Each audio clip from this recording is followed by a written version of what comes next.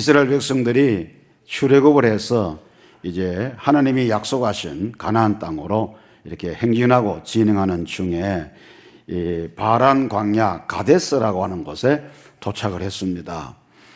그때에 하나님께서 모세에게 말씀하기를 이스라엘 족장들 중에서 12명을 선택해서 가나안 땅을 탐지하고 오라고 그랬어요. 그래서 12사람을 다 한 지파에서 한 명씩 12명을 차출해 가지고 가나안 땅을 탐지하고 오도록 그렇게 명령을 내려서 12사람이 갔어요. 거기 가가지고 두루 살피고 돌아보고 이렇게 와서 이제 보고를 해야 되는데 10사람은 그 가나안 땅을 절대로 탐지할 수 없다라고 그들이 부정적으로 보고합니다. 그러나 요수아와 갈렙 이 두 사람만 갈 수 있다. 하나님이 우리 편에 계시니 얼마든지 우리가 갈 수 있다. 이러면서 정복하러 가자고 얘기합니다. 그러나 백성들은 두 사람의 말보다도 10사람의 말에 더 무기가 있어서 그들의 말을 듣고는 그만 낙심좌절 땅에 다 주저앉아 버립니다. 앉아가지고 땅을 치며 통곡하면서 우리를 말이지 여기까지 끌고 와서 칼에 전부 다 쓰러져 망하게 하려고 여기까지 끌고 왔느냐고 하나님 원망을 합니다. 결국은 하나님께서 진노하셔서 들어갈 수 없다라고 부정적으로 했던 사람들은 한 사람도 사실은 가나안 땅에 들어가지를 못했고 들어갈 수 있다라고 주장하고 믿음을 가졌던 이 요수아와 갈렙 두 사람만 가나안에 들어갔어요. 사랑하는 성도 여러분, 가나안 정복을 위해서 이 믿음의 사람들은 어떤 믿음의 무기를 가졌느냐.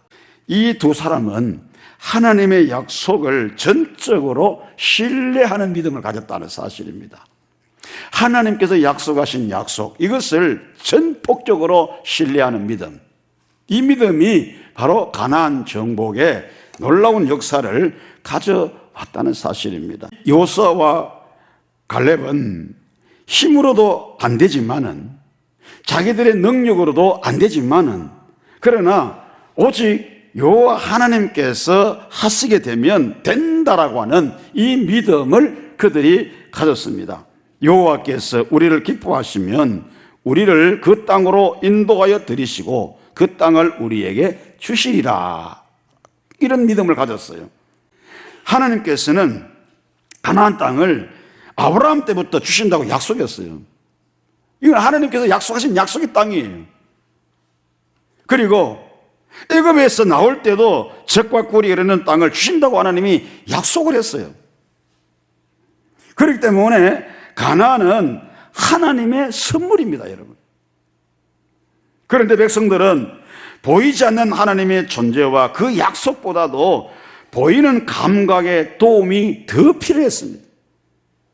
하나님께서 주시겠다고 약속했으면 그 약속을 믿고 들어가면 되는데 보이지 않는 하나님, 그리고 아직까지 한 번도 그들이 거기에 대한 정보를 전혀 알지 못했지만은 그런 것보다는 자기들이 실제적으로 사람을 보내가지고 감각적인 어떤 그런 정보를 그들이 실제적으로 얻어야 확인해야만이 믿을 수 있다라고 하는 그런 생각 때문에 이들이 12명 경탄군을 보냈기 때문에 어떻게 보면 이런 행위는 뭐냐면 불신앙입니다.